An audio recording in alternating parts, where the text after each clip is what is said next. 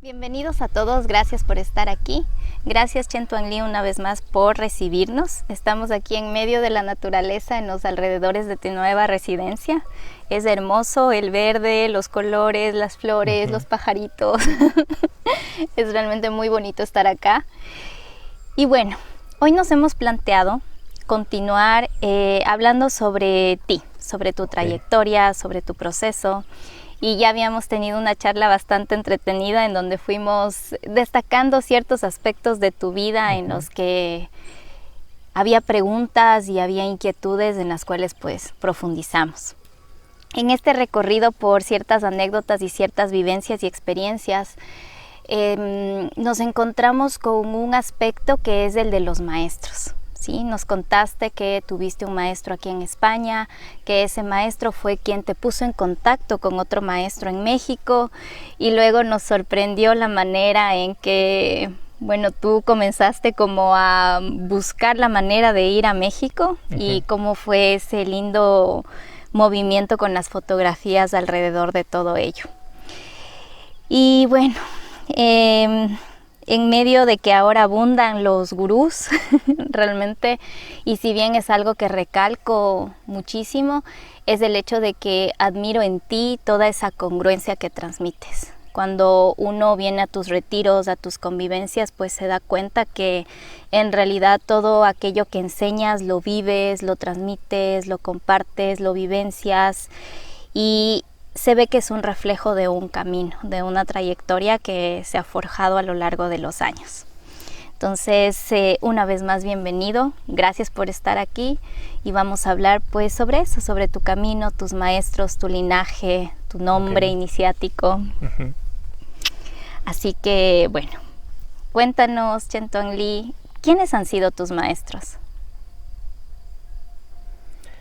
Bueno, eso de que hablábamos el otro día o que hace mención ahora hace referencia a dos maestros vinculados al Tao, vinculados al I Ching, vinculados a esta tradición Fan Xi, pero como tal la pregunta de quiénes han sido mis maestros, sin entrar a definir quizás qué es un maestro, quizás cada uno pueda entenderlo de una manera o lo haya vivido de una forma particular, obviamente, pues bien pudiera decir que a lo mejor los libros pues están en un lugar dentro de esa lista de maestros. Creo que una lectura de alguien que transmita unas experiencias o que sepa transmitir unos conceptos o que de alguna forma deje reflejado a través de su escritura pues unos conocimientos o unas enseñanzas,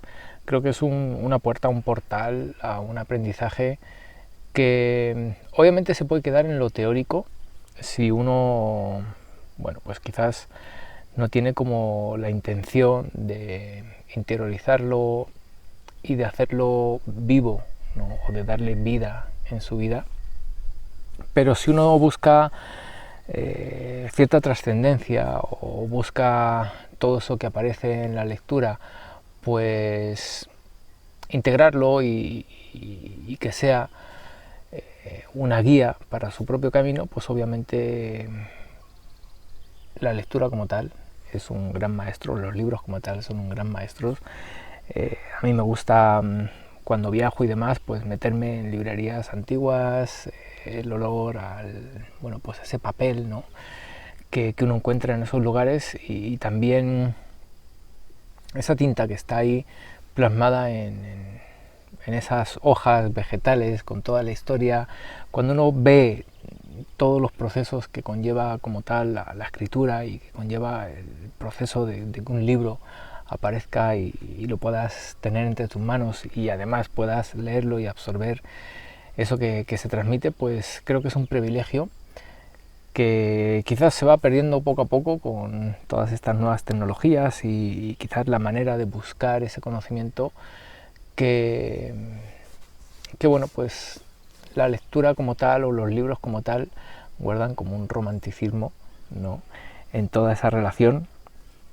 Y obviamente si uno crea un clima a la hora de leerlo, ya sea que esté leyéndolo en un lugar parecido a este, o que se dé ese espacio y ese tiempo en su casa y busque, bueno, pues esa posibilidad de ir más allá a lo que incluso queda reflejado en el texto, que pueda uno establecer una conversación con los autores, con los escritores, que pueda uno cerrar los ojos y ver o sentir o leer, incluso saborear todo eso que se transmite en los libros. Pues creo que los libros como tal, al menos para mí, sí fueron, bueno, pues una manera de avanzar, de crecer y de darle, quizás sin una estructura definida, sí darle rumbo a un proceso que se ha ido, bueno, pues integrando en el propio caminar, ¿no? En lo que es en la vida que uno lleva y ha llevado, ¿no?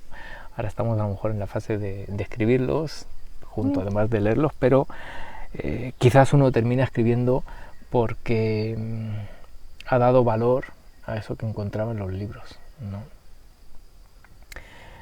Maestros, pues maestros, me acuerdo por ejemplo de mi primer ayuno. En aquella época todavía trabajaba en la empresa familiar y bueno, pues quería vivir la experiencia del ayuno y estuve durante unas semanas en ayuno mientras mantenía mi jornada laboral y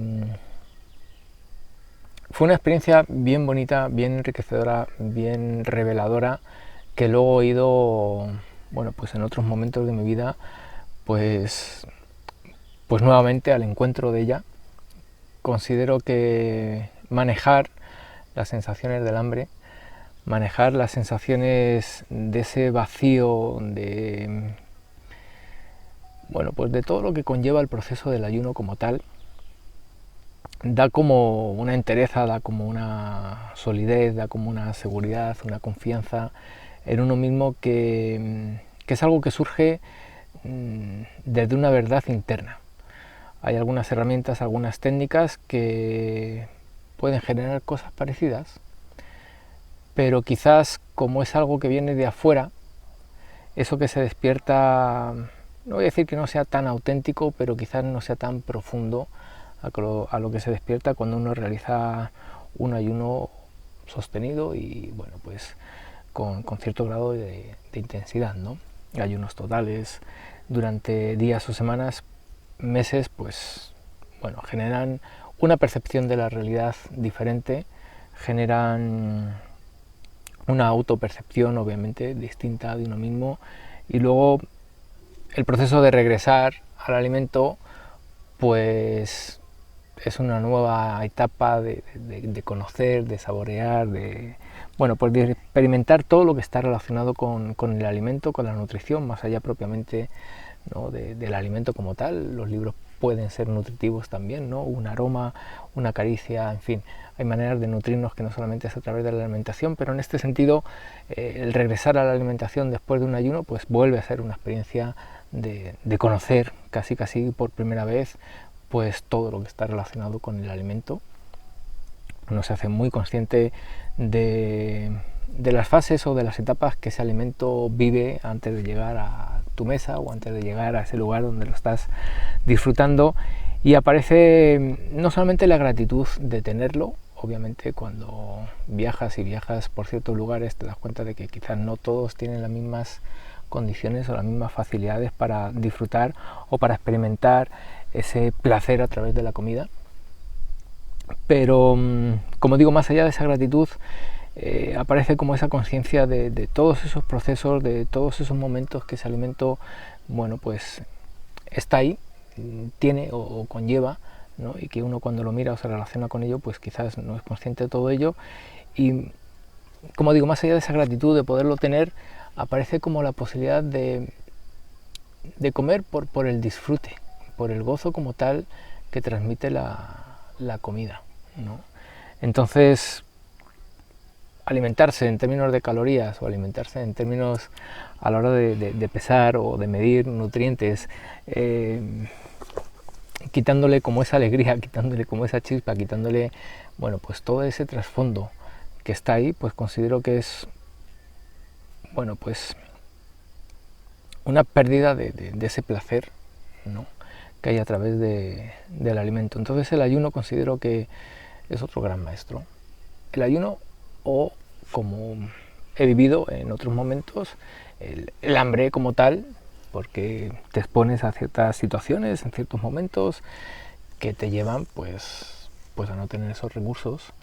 Y claro, la experiencia del ayuno, cuando tú lo buscas conscientemente y lo integras en tu vida, pues te da, como digo, esa entereza o esa solidez o esa calma o esa templanza a la hora de abordar ese tipo de situaciones, que no te generan ese miedo instintivo de peligro, de supervivencia, y te mantiene como ese estado de presencia aún habiendo esa ausencia de alimento, ¿no? Entonces el ayuno considero que puede ser otro de esos maestros que uno puede buscar, ¿ya?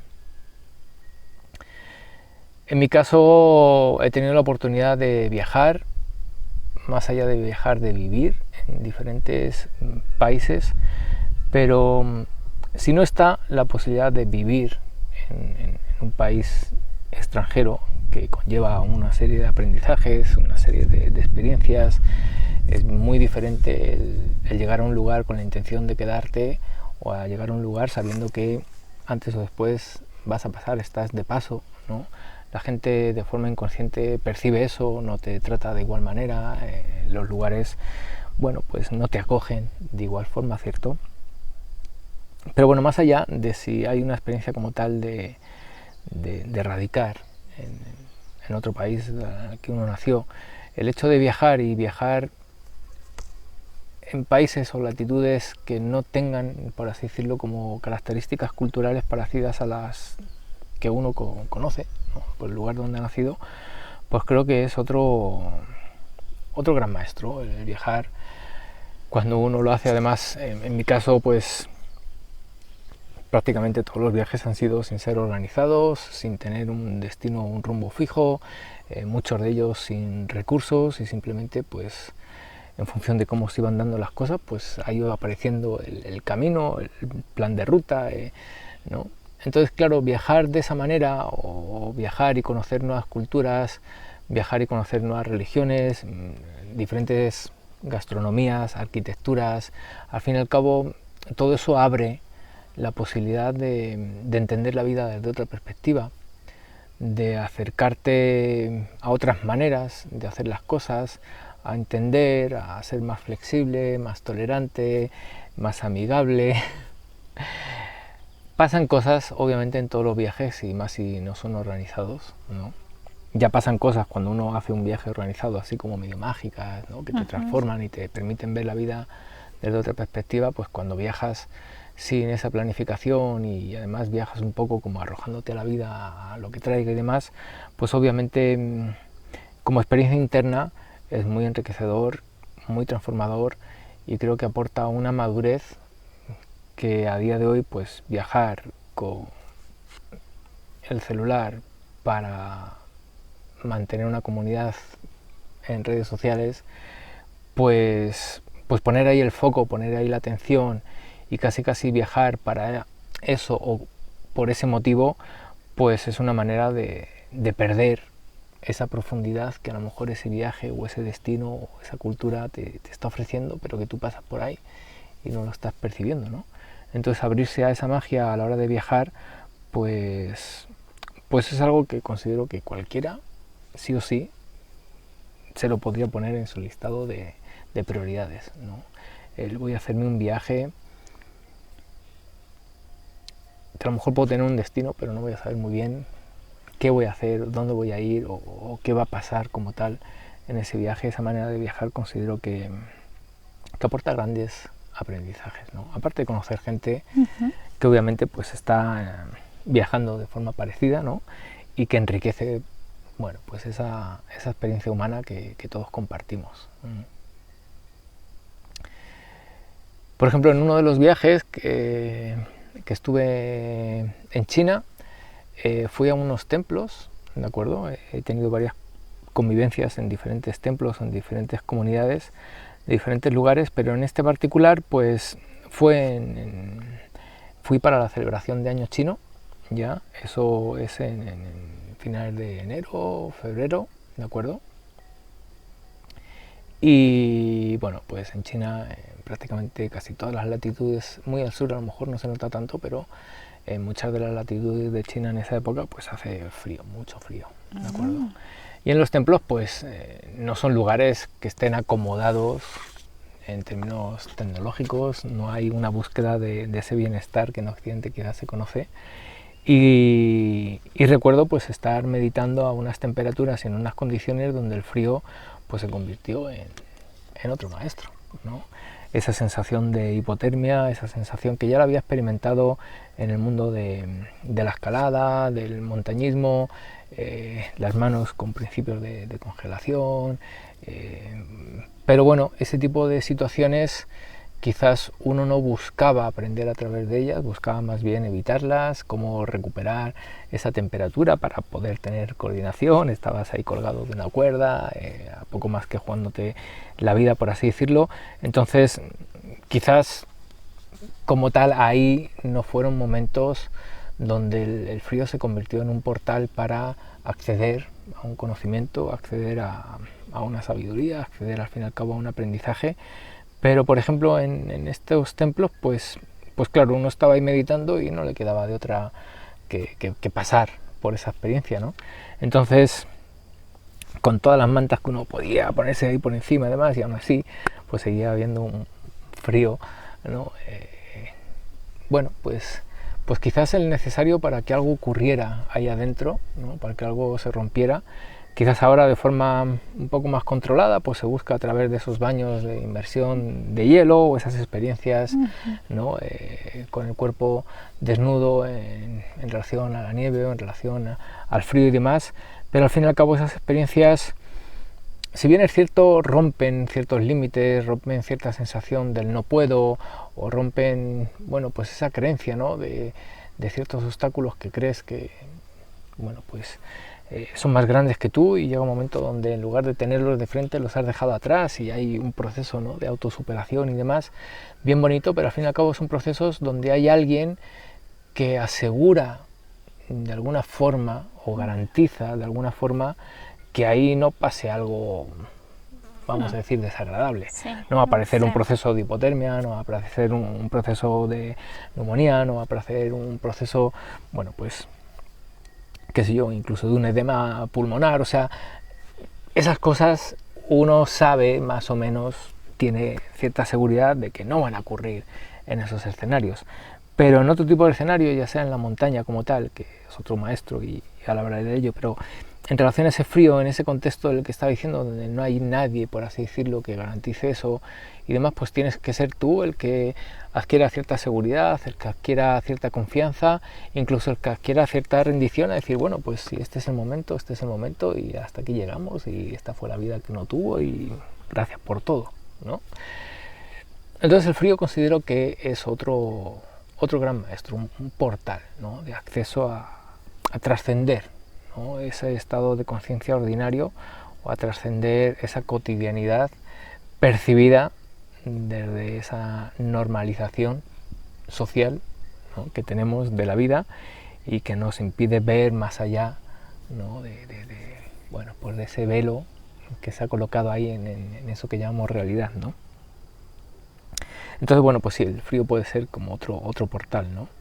Obviamente la montaña para mí, que luego se pudo transformar y he tenido como acceso no solamente a la escalada o al montañismo, también el tema del kayak en relación al agua, las experiencias con el elemento son muy diferentes, pero al fin y al cabo considero que cualquier deporte de riesgo te lleva a explorar unos límites, te lleva a percibir el miedo a un nivel muy profundo, muy instintivo, muy visceral, que no puedes dejar que te posea de alguna forma, no puedes dejar que se apodere de ti, porque a lo mejor estás en ciertas circunstancias donde tú tienes que estar ahí presente, ¿no?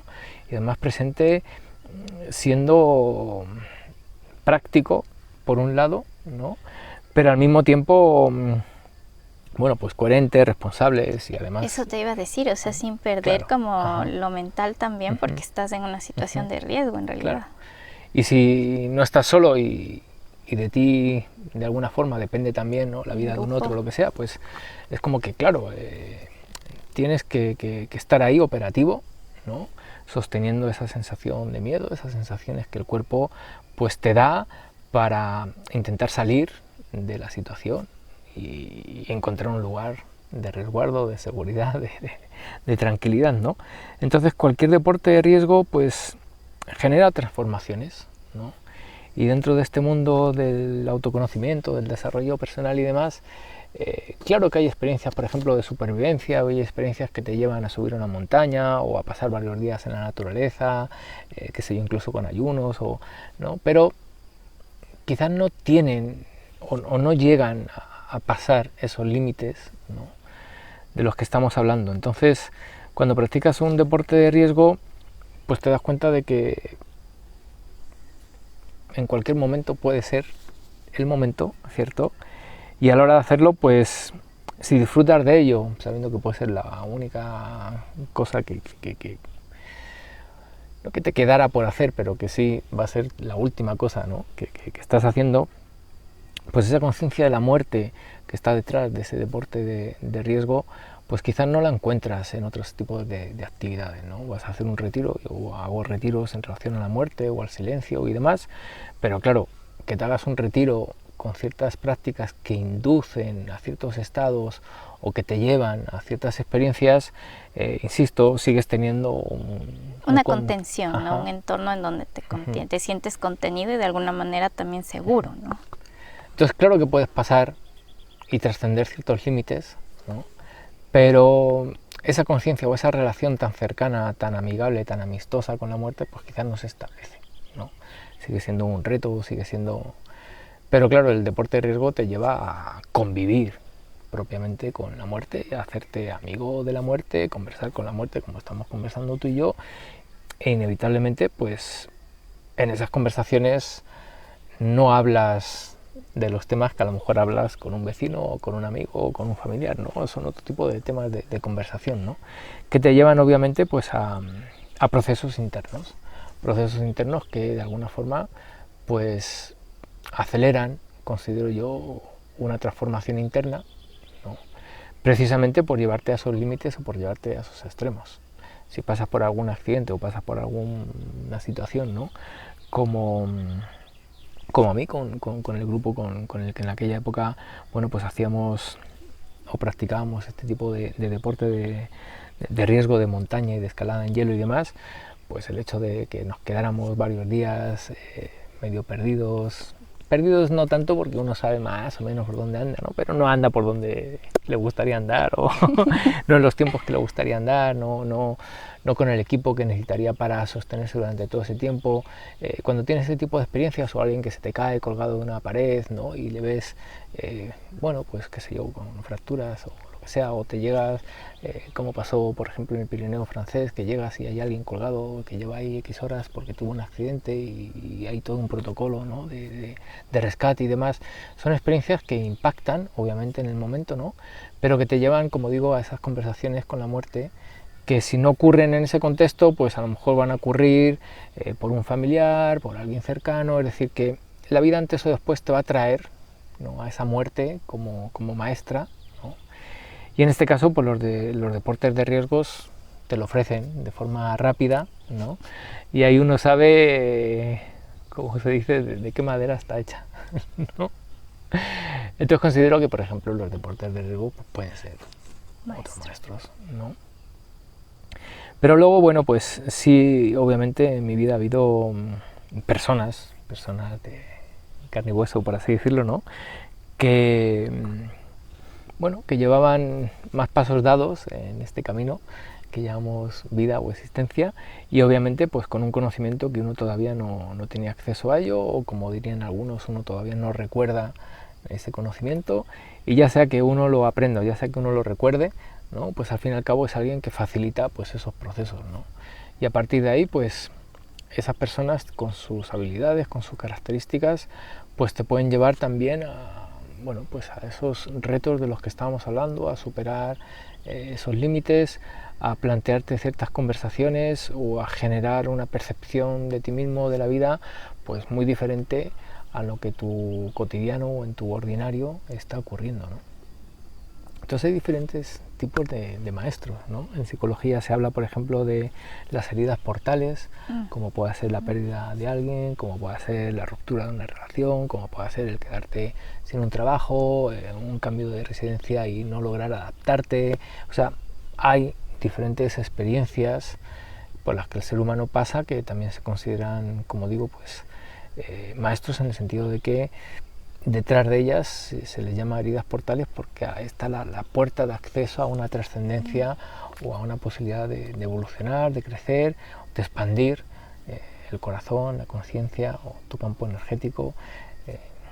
Bueno, hay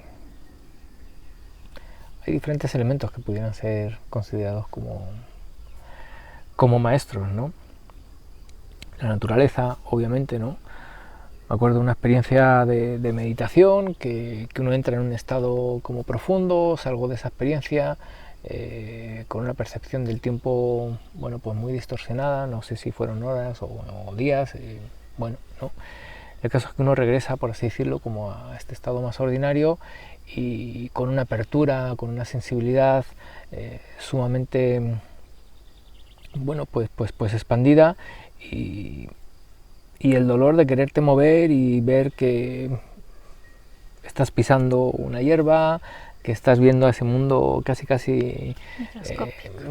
pues ahí, ¿no? Lo estás viendo con una obviedad que a lo mejor antes no lo habías visto, y aparece ahí pues como una empatía, por así decirlo, con todo ese mundo, que te lleva a no querer levantarte, a no querer pisar el pasto, a no querer, bueno, pues qué sé yo, ¿no? La hormiga, ese insecto, el buscarte a ti mismo en ese tipo de experiencias en soledad, pues es otra manera, ¿no? La naturaleza tiene su manera de ubicarte nuevamente en una realidad que no es la realidad que socialmente se construye, no es esa burbuja, ¿no?, en la que tú vives en la ciudad, en tu casa y demás. Cuando vives en un entorno natural, ya sea en una zona rural, ¿no?, o en un país o en una geografía donde eso que llamamos primer mundo no ha llegado, ¿no?, pues es obvio que aprendes a manejar el tiempo de otra manera, aprendes a manejar la frustración de otra manera, empiezas bueno, pues ahí pasan cosas, ¿no? Pasan cosas porque el ritmo de la vida quizás es más orgánico, quizás es más respetuoso con tus propios biorritmos, y si el día está lloviendo, pues está lloviendo. Si el río se ha desbordado y no puedes pasar y no puedes llegar a no sé dónde, como que todo ese tipo de cosas te las tomas como con otra filosofía, ¿no? Entonces, claro, luego llegas a una ciudad y ves a la gente en un metro y demás, y con sus agobios y con sus ansiedades y con eso que llaman estrés, y tú te ríes y dices, bueno, o sea, cómo de lejos uno está no solamente de la naturaleza como entorno, sino de su propia naturaleza, ¿no? En qué momento uno se ha perdido en ese camino social y se ha alejado tanto de esa naturaleza. Entonces, claro, el encontrarte a ti mismo en la naturaleza, pues hace que todo se vuelva mucho más natural, mucho más normal, como pues lo que es, ¿no? Entonces te da la posibilidad también de aceptar la vida tal como es, ¿no? Aceptarte a ti tal como es, y no tener esos prejuicios, o no tener, bueno, pues como ese imaginario mental que está constantemente sacándote de este presente. Entonces, pues la naturaleza obviamente pues va a ser otro maestro, o en mi vida lo sigue siendo, ¿no? Que cuelgues una hamaca y te quedes ahí, ¿no?, un día o 2 días y te sientas como parte de esa naturaleza, ya no tanto como humano, sino a lo mejor incluso como mamífero, y permitirte comportarte como un mamífero dentro de ese entorno y demás, pues obviamente que te lleva a percibirte a ti mismo de otra manera, a percibir la realidad y la vida de otra forma, ¿no? Podríamos a lo mejor hacer una lista prácticamente interminable. Sí, y ahí te quiero agradecer porque creo que con tu respuesta nos has expandido muchísimo el panorama. Sí, cuando yo te hice la pregunta, lo primero que pensé es que me ibas a hablar de personas, Ajá. Sí. Y claro, al escucharte de libros, de situaciones extremas, o sea, en general, que tus maestros puedan ser esas situaciones en las que tú ves que no estás en tu cotidiano, que no estás en tu zona de confort, que incluso al enfrentar una crisis es un aprendizaje y viene a ser un maestro, ¿no? Una maestra esa crisis. Entonces, muchísimas gracias porque a mí no lo había pensado antes desde ese lugar, desde esa mirada. Como te digo, esperé que me mencionaras únicamente personas y siento que ahora también tengo que hacer una lista de todos esos maestros. O sea, pueden ser emociones, ¿no? Hay gente que se queda atrapada en una tristeza y la tristeza le lleva a entender la vida de otra manera, le lleva a transformar su mundo interno y al fin y al cabo, pues esa emoción se convierte en un portal de transformación, ¿no? Al fin y al cabo, si uno entiende desde esa profundidad la vida, pues quizás cualquier evento, cualquier situación, cualquier persona, cualquier objeto, bueno, pues están ahí, ¿no? Están ahí con una historia, con un mensaje, con algo que al menos en términos simbólicos puede hacer, ¿no? Que se desbloqueen cosas o puede hacer que se rompan otras y que permita, pues, florecer esa esencia un poco más auténtica que todos llevamos ahí dentro, ¿no? Sí, así que gracias por ello. En tus clases, en las clases que tienes en el canal de YouTube de Escuela de Libertad, que gratuitamente nos compartes, hay un término que se repite en algunas de esas clases, que es el soharí.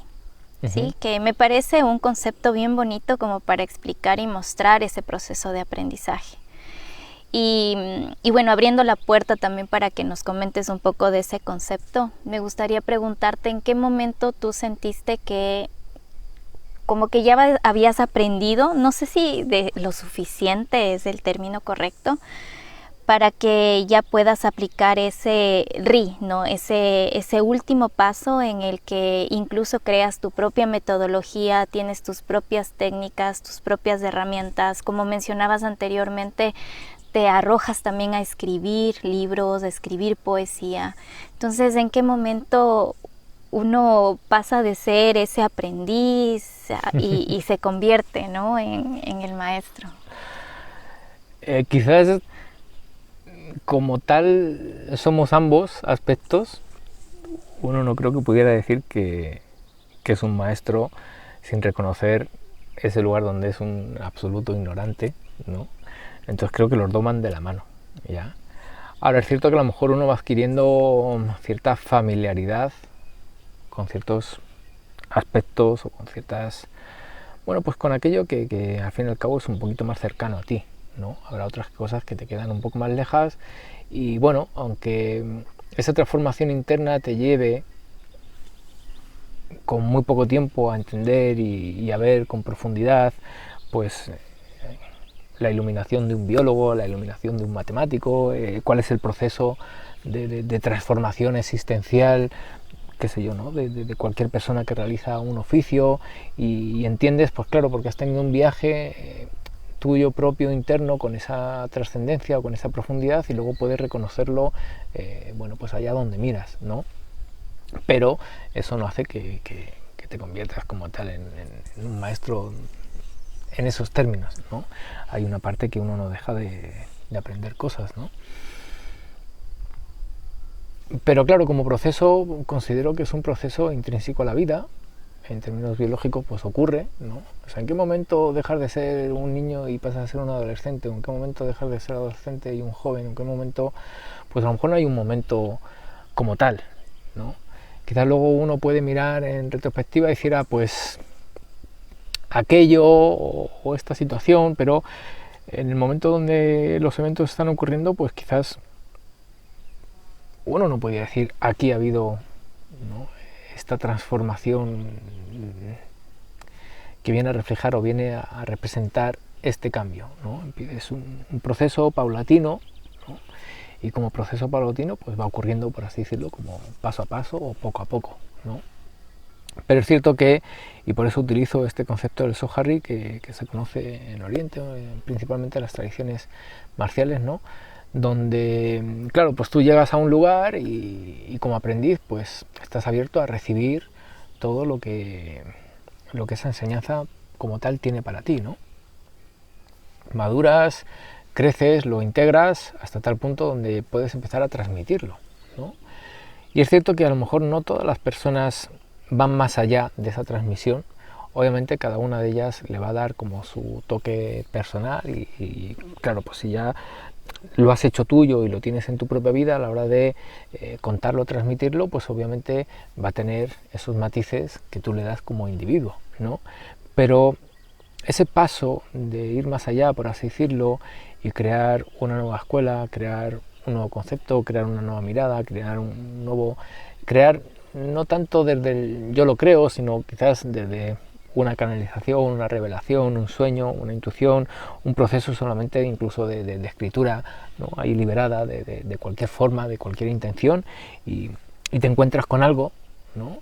Que al fin y al cabo pues se termina convirtiendo en eso nuevo, ¿no? Nuevo que va a marcar pues una forma diferente, ¿no? Pero no solamente una forma diferente, sino quizás en su esencia pues tiene algo distinto, ¿no? Entonces esos procesos se despiertan, quizás como digo, pues no todos los aprendices se les despierta de igual manera o de igual forma o no todos desarrollan esa habilidad, ¿no? Bueno, pues de entregar algo que no es la repetición o no es la continuidad de otra cosa, ¿no? Sino que tú desde ti estás gestando, ¿no? Esa nueva vida, por así decirlo, ¿ya? Entonces, claro, a la hora de integrar lo que uno va viviendo, lo que uno va conociendo, lo que uno va experimentando, pues en las consultas empieza a haber un mestizaje de todo lo que tú conoces, ¿no? En las clases empiezan a pasar cosas que te llevan obviamente no a entregar lo que tú recibiste, sino que en tu propio proceso pues hay un aprendizaje en ese mundo silencioso, en esos procesos mágicos, como digo, que puede ser de revelación o de canalización, donde aparece, bueno, pues algo nuevo, ¿no? Y al fin y al cabo pues lo bajas, lo aterrizas, le das una forma, le das una estructura y estás creando, pues como tú dices, a lo mejor una metodología o estás creando un sistema o estás creando, bueno, pues aparece algo que pudieras considerar como un hijo, ¿no? No en términos biológicos, ¿cierto? Pero sí que viene como a plasmar o a reflejar esa transformación que cada uno ha ido viviendo, ¿no? Entonces, claro, también es cierto que cuando te haces ese movimiento, pues por un lado está el riesgo, la resistencia de salirte de esa escuela a la que pertenecías, de esa tradición o lo que fuera, ¿no? Que de alguna forma pues se te ve como algo raro, algo diferente y que está transgrediendo todo aquello y que en un momento dado pues se te puede poner la etiqueta, ¿no? De, bueno, pues no solamente de transgresor, ¿no? Sino de alguien que pudiera incluso humillar o de que pudiera traicionar o de que este tipo de cosas que se despiertan, ¿no?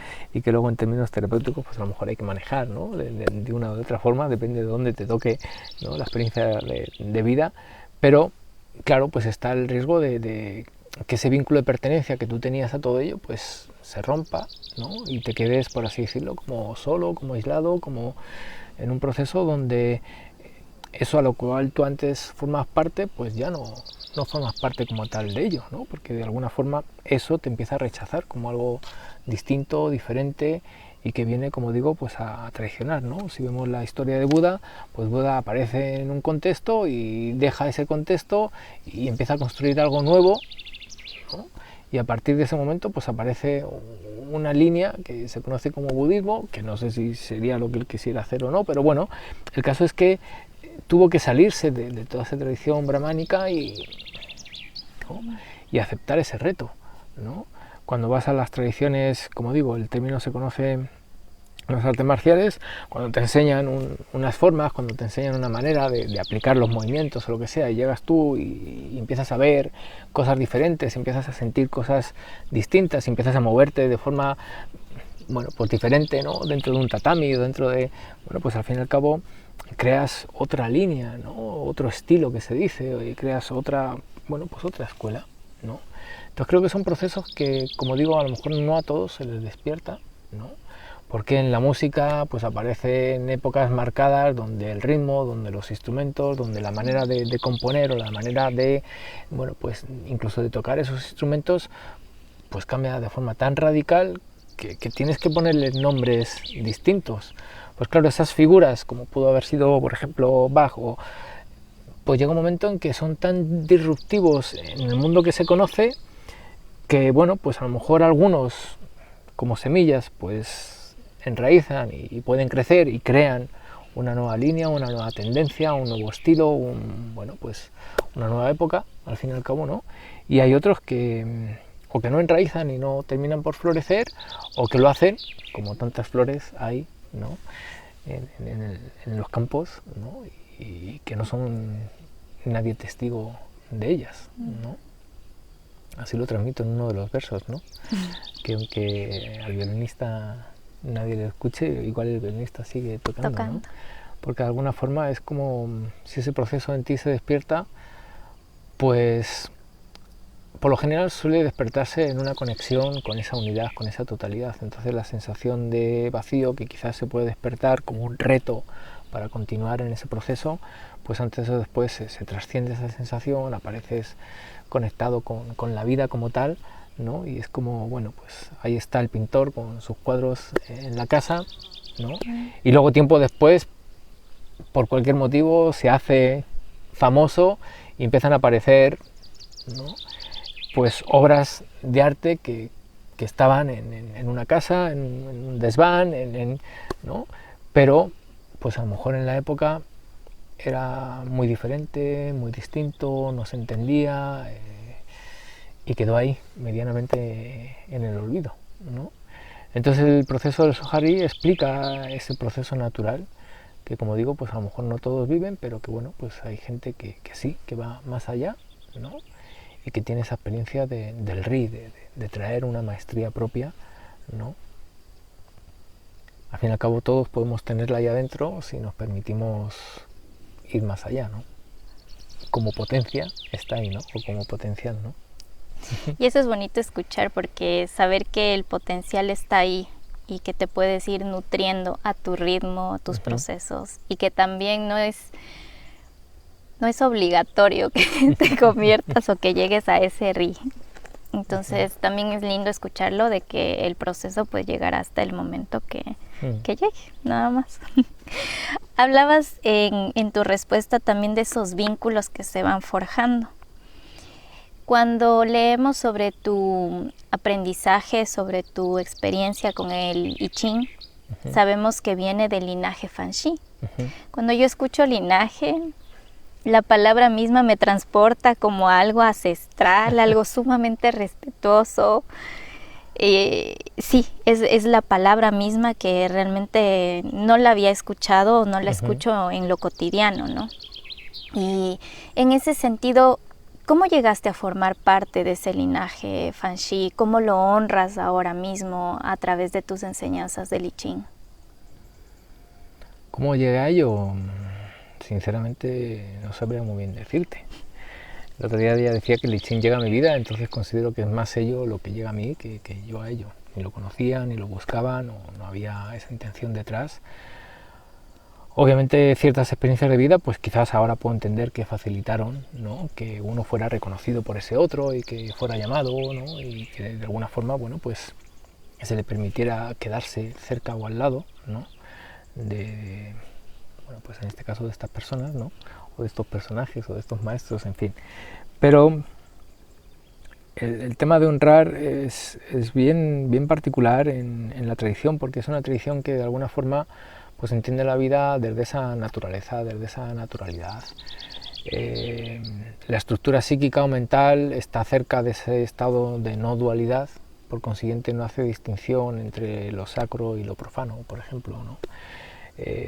Y claro, pues desde ahí, incluso cuando se me da el nombre y se hace una pequeña ceremonia y demás, no hay esa pomposidad en el rito o en el ritual.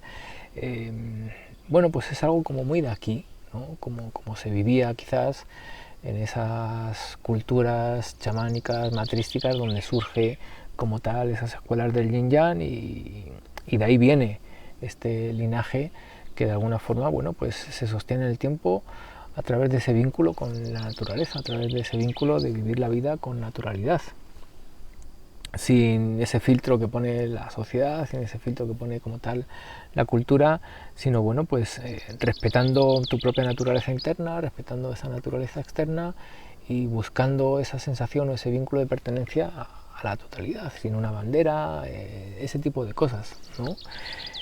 Por ejemplo, con mis maestros, medicina china, pues qué sé yo, íbamos caminando, teníamos una sesión, muchos de esos trabajos los hacíamos para con gente prácticamente sin recursos, prácticamente era todo regalado, gratuito. Claro, el ayuno luego cobró sentido en ese tipo de forma de vivir o de transitar sobre el camino al fin y al cabo. Pues claro, tú no ibas ahí con tus agujas, ¿no? Y había una seguridad en que antes de llegar a ese lugar, pues ibas a encontrar eso que iba a mediar, ¿no?, entre esa intención, el paciente y demás, ¿no? Entonces a lo mejor ibas caminando y aparecía una planta, un arbusto, que tú sentías como un vínculo especial, como un llamado, como un hola, estoy aquí, y tú girabas y la veías, ibas, le sacabas con permiso pues 3, 4 o 5 espinas y ya tenías tus agujas para hacer tu acupuntura, ¿no?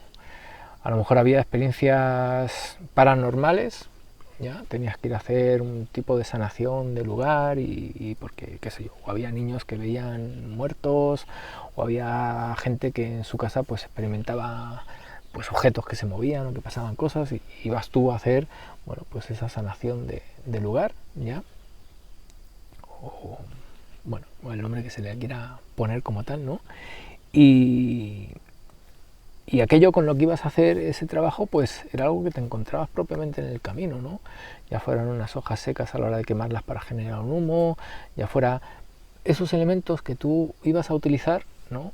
Pues te das cuenta de que vas caminando y aparece una lágrima en un árbol y le sacas la resina y luego la quemas o le haces una especie de ungüento, o sea, cosas que están ahí, ¿no? Y que quizás no tienes que ir cargando en tu... Como si fuese un kit, claro, como el médico como cuando ahora va te dicen, con no, su como maletín, oye, ¿no? esto es supervivencia, mete esto, mete aquello, y cuando te quieres dar cuenta, tu kit de supervivencia necesita un trailer para poder trasladarlo, porque como te vas a mover de un lugar a otro lugar con un kit de supervivencia, entonces esa supervivencia o esa conexión con la vida, pues claro, se hace de otra manera. Entonces esa tradición fancy va desde ahí, ¿no? De poder reconocer los astros, de tener un calendario interno vinculado a la luna, al sol, no a uno o a otro, sino a los dos, ¿no? Entonces tienes ahí ese calendario lunisolar, a la hora de percibir la energía, de cómo llegas a un lugar, ver, reconocer, sentir a la gente, al lugar, a la zona. Entonces al fin y al cabo, más que honrarlo como un acto de ponerte de rodillas, de encender un incienso, de prender una vela o ese tipo de cosas, más bien es el seguir viviendo de esa manera que, pues que en mi caso viví durante todo ese tiempo, ¿no?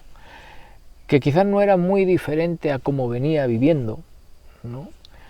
Pero claro, pues a partir de ese momento lo que llevas, por así decirlo, en el bolsillo es una sonrisa, o lo que llevas en el bolsillo es una gratitud, lo que llevas en el bolsillo es honestidad, lo que llevas en el bolsillo considero que son cualidades humanas, ¿no? Que obviamente abren puertas, ¿no? Pero que también generan magia o generan milagros cuando te acercas, ¿no? Desde ahí tocas a alguien o participas de la vida de alguien, ¿no? Entonces claro, si pasas por la vida de alguien y ese alguien sigue siendo el mismo después de encontrarte, pues es como si no hubieras participado de su vida, ¿no? Entonces claro, en esa interacción, cuando tú te pones al sol, pues sientes que el sol hace algo contigo, ¿no? Cuando te pones a la sombra o en un lugar húmedo, pues te das cuenta de que hay una interacción, ¿no? Y que esa humedad está haciendo algo contigo. Cuando comes algo, cuando bebes algo, o sea, luego en las relaciones humanas, pues a ti te pasan cosas dependiendo de qué persona, con qué persona te estés relacionando. Y a veces eso que pasa, pues es muy efímero, es en el momento, ¿no? Pero tu vida y tú siguen siendo lo mismo. Lo mismo. No ha habido como tal una interrelación, un intercambio, no ha habido algo donde uno ha aportado al otro. Entonces, la manera de honrar todo esto es que si tú llegas a la vida de alguien, ese alguien, ¿no? Por eso se le conoce, porque en este caso, pues todo esto viene vinculado sobre todo al I Ching, ¿no? Y se lo conoce como libro, pero bueno, se podría entender como la ley, ¿no? De las mutaciones del cambio. Entonces, si tú no generas un cambio, una transformación en esa persona, si no generas una expansión de su conciencia, si no generas una sensación de bienestar, si lo compara con un estado previo a conocerte, si eso no es lo que vas a aportar a esa persona o al mundo, ¿cuál es por así decirlo, como el sentido de la interrelación, ¿no? Entonces creo que más bien esa es la forma, por así decirlo, de honrar o de, al fin y al cabo, agradecer, ¿no? Tanto la experiencia compartida, la experiencia vivida, como el haber integrado ciertas cosas que quizás en una relación más cercana se pueden transmitir, ¿no?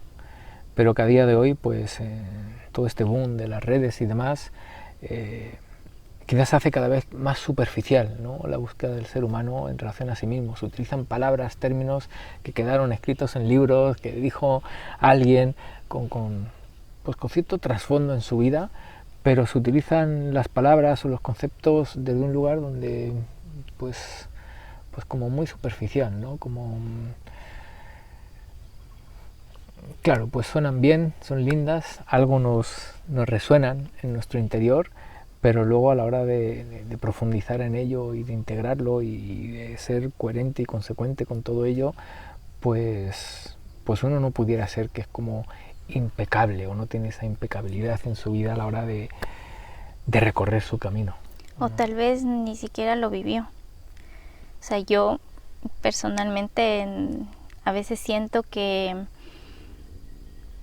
me hablan estos referentes solo desde lo teórico, desde algo que probablemente leyeron, o como cuando tú lees algo y tienes esos insights, esos momentos ajá, en donde uno se da cuenta de algo y surge tal vez otra idea, pero no siento que hayan experimentado aquello que se transmite. Y por eso es también complejo luego que eso evolucione, siento yo. O sea, es como que vemos lo mismo y lo mismo y lo mismo de diferentes referentes, pero es como lo mismo porque si uno no atraviesa el camino, supongo que no va a ver qué hay más allá después de haberlo vivenciado, ¿no? Sí, puedes tener como esos insights que tú dices, ¿no? Como, claro, pues hay una preparación en eso que se va a entregar, ¿no? Pero a lo mejor estando al lado de, pues a lo mejor esos insights en el cotidiano, en una experiencia, otra experiencia, otra experiencia, otra experiencia, pues a lo mejor no ocurren, ¿no? Cuando me preguntabas por los maestros y ya lo llevamos a una relación con alguien que está aquí encarnado y demás, pues si esa persona no te lleva a un insight cada vez que habla, cada vez que camina, cada vez que mira, cada vez que pues es lo que digo, que al fin y al cabo tu vida no está cambiando, ¿no? Es como que no es la misma, se mantiene como muy plana, ¿no? Pero bueno, todo ello forma parte de ese proceso, de ese camino, ¿de acuerdo? Y de alguna forma, bueno, pues cada uno tiene su experiencia, y dentro de toda esta totalidad, pues todos aportamos, bueno, pues esa magia, ¿no? A esta experiencia tan divina y tan hermosa. Que es la vida, ¿no? Mencionaste que recibiste el nombre de Chen Tuan-li sin ningún tipo de pomposidad, sin una ceremonia como tal, por así decirlo. ¿En qué momento te lo dieron? ¿Cómo nació Chen Tuan-li? ¿Cómo lo sentiste en ese momento que recibiste el nombre iniciático? Porque al igual que la palabra linaje, para mí nombre iniciático suena muy grande, como algo que tal vez tú recibes ya como reconocimiento, ¿sí? de una trayectoria, como reconocimiento de algo que has estado realizando. Entonces, ¿cómo viviste tú ese nacimiento de Chen Tuan-li? O sea, no fue algo buscado tampoco, se generó a mi forma de ver en aquel momento como de forma muy fortuita, ya, como en ese sentir de ser el momento, lo que fuera, no desde mí, sino desde aquellos que estaban mirándome desde el otro lado, ¿no? Pero en relación a los nombres iniciáticos, muchas culturas o muchas tradiciones que intentan respetar esos ritos de paso, ya, pues claro, cuando tú tomas votos en una tradición o cuando te adentras en una tradición y demás, pues intenta como reflejar el cambio de estás saliendo de lo humano, por así decirlo, y te estás metiendo en ese lugar, si queremos llamarlo, como espiritual, ¿no? Entonces es como que tienes ese nombre, por así decirlo, como de ese aspecto ordinario, de ese aspecto cotidiano, que representa, bueno, pues ese todavía no sé quién soy, y es un nombre dado, ¿no?, desde fuera.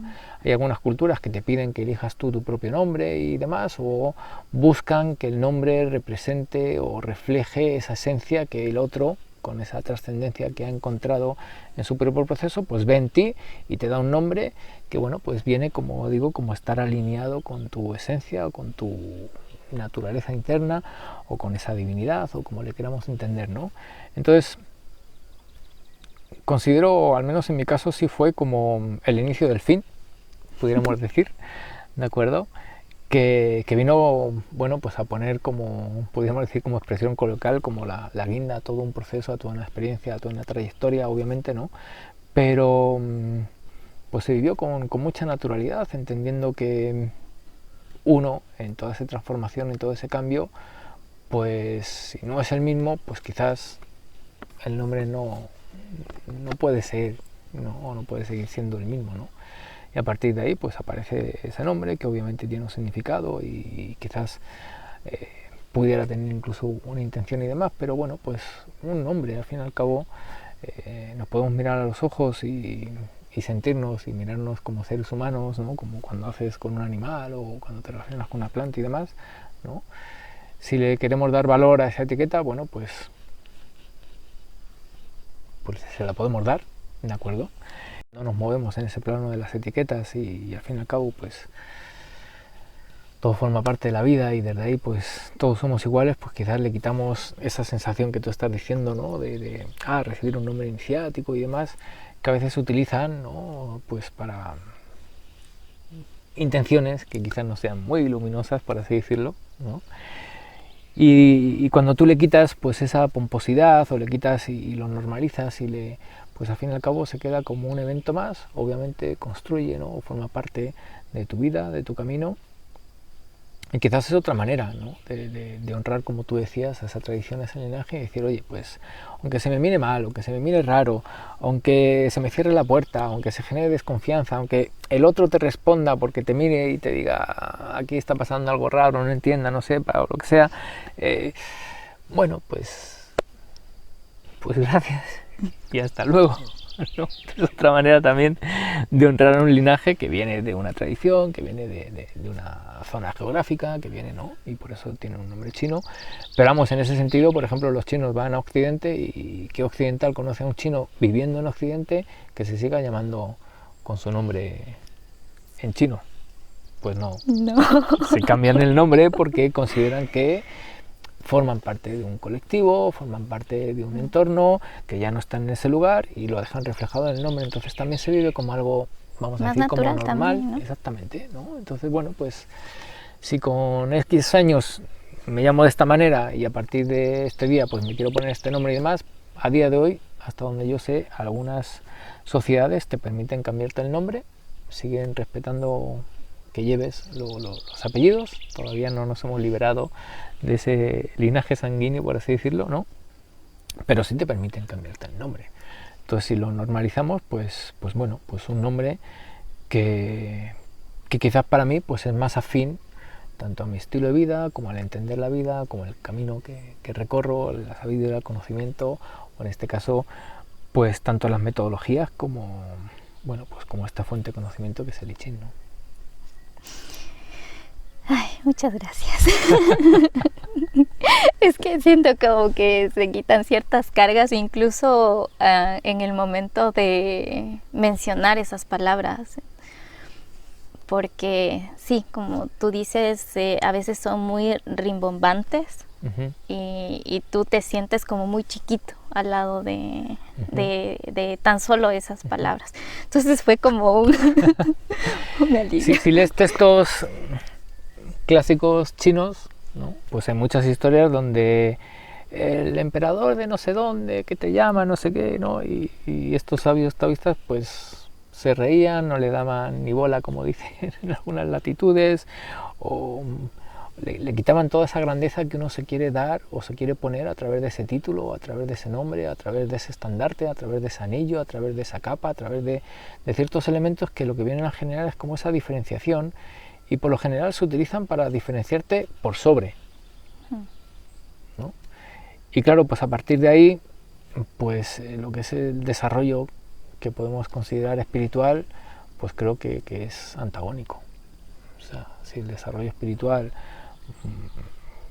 como idea o como concepto lo que busca es trascender esa estructura egoica, esa separación, esa dualidad, y te busca a ti a encontrarte como esa unidad, como esa totalidad, pues todo aquello que utilices para seguir reforzando esa separación, esa diferenciación y además esa posición más elevada, pues quizás no, al menos desde esta perspectiva, pues no es un reflejo, ¿no? de ese crecimiento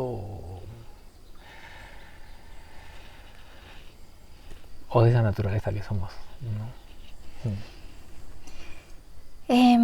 Dos preguntas así más. Estaba leyendo que no se me pase ninguna de las que bueno, igualmente nos han compartido. Para otro día. Muchos maestros, muchos referentes espirituales, incluso en sus libros, en sus textos, mencionan el término que tú mencionaste hace un momento, que es la impecabilidad. ¿Qué es ser impecable en tu vida? Porque en realidad, incluso en algunos libros lo muestran como ese fin, ¿no? Como ese dar sentido a ese desarrollo o a esa realización espiritual. ¿Qué es ser impecable? Sin alargarnos mucho, ser naturalmente tú. Independientemente del contexto y o del reto que ese contexto te ponga. Y al fin y al cabo se va transgrediendo uno a sí mismo, y al final, en lugar de ir hacia el encuentro de uno consigo mismo, sin darse cuenta, los pasos que va dando es para alejarse de uno mismo, ¿no? Y al final aparecen esas experiencias que decía antes como heridas portales, ¿no? Que son las que te dan una sacudida y te dicen, a ver, ¿no? Y lamentablemente, pues también dentro de todo este mundo del desarrollo personal, del autoconocimiento, incluso del crecimiento espiritual, pues muchas, por así decirlo, de las ofertas no van en esa línea, ¿no? Entonces, cuando tú conoces a alguien que vive y es esa autenticidad, pues cuando miras a esos dos al lado, no es que te rías porque te resulte gracioso, ¿no? Pero se hace como muy evidente, ¿no? Eso que puedes llamar verdad y eso que puedes llamar falsedad, ¿no? Claro que si no lo has encontrado en ti, pues te va a resultar complejo identificarlo allá afuera, ¿no? Y a lo mejor pues te toca dar un par de vueltas más, por así decirlo, ¿no? Que si de primeras pues hubieras encontrado esa naturaleza, esa naturalidad y esa verdad, ¿no? Pero si uno confía en que su corazón le impulsa hacia esa verdad, pues va a ir adquiriendo ese discernimiento, y ese discernimiento le va a llevar a su propia impecabilidad, y quizás la pregunta como tal ya no sea necesaria porque uno ya lo ha incorporado sin saber que lo está, ¿no? como viviendo o que lo está realizando, pues a lo mejor uno ya es impecable, ¿no? Para consigo mismo en su propio camino. Qué bonito, esto me ha tocado, estoy así como conteniéndome un poco las lágrimas, porque probablemente como que el mundo te exige ser de una manera impecable, cuidadoso, perfecto, y escucharte decir que es encontrar esa naturaleza, que lo que uno es, me parece fantástico, es como mucho más liberador de lo anterior. Así que gracias por eso.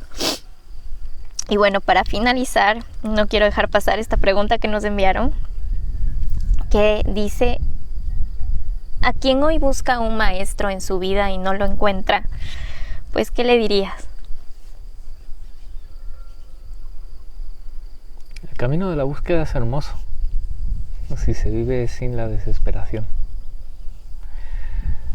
Quizás si el objetivo es como tal la búsqueda y no el encuentro, pues le quitamos la carga, ¿no? Y disfrutamos del proceso que tiene esa búsqueda, ¿no? En mi caso sí hubo una época donde uno pudiera decir que estaba buscando, quizás sin saber muy bien ni lo que buscaba, ni a lo mejor sin saber muy bien o ser muy consciente de que estaba buscando, ¿ya? Pero lo que ahora, por así decirlo, recordando, no había como una ansia, no había como una autoexigencia de encontrarlo, ¿no? Sino de aceptar como válida la experiencia de esa búsqueda, ¿no? Y como decía antes, dentro del proceso de Soharri, pues van pasando cosas y cuando te quieres dar cuenta, pues a lo mejor todo se ha convertido en un maestro, no como algo concreto o una persona o no, sino como todo, ¿no? Y en ese camino de búsqueda, pues te das cuenta de que en lugar de buscar ibas encontrando, ¿no? Y un día, pues te cae como esa ficha, ¿no? Y ya no eres un buscador, sino más bien eres un encontrador. Muy bueno. Y bueno, si realmente tienen la oportunidad de adentrarse, de hacer estas convivencias con Chen Tuan Le, sí son procesos muy liberadores, son experiencias realmente muy bonitas. Uno va entendiendo las cosas de una manera muy diferente. Y sobre todo lo más sorprendente es como que uno viene a adentrarse en un estilo de vida que está ahí, o sea, no es forzado, se siente sumamente natural e incluso podrán ser días y uno siente que ha pasado como un mes porque está viviendo a cada momento cosas diferentes de lo que vive en su día a día. Entonces, si tienen la oportunidad, pues la invitación y las puertas creo que están abiertas. Me tomo hoy la palabra. Pero sí, es una oportunidad realmente increíble. Muchísimas gracias, Chen Tuan Le, por compartir este momento con nosotros. Y bueno, ya estaremos hablando más de otras experiencias en las cuales queremos profundizar. Gracias por todo y gracias a ustedes también por escucharnos. Saludos.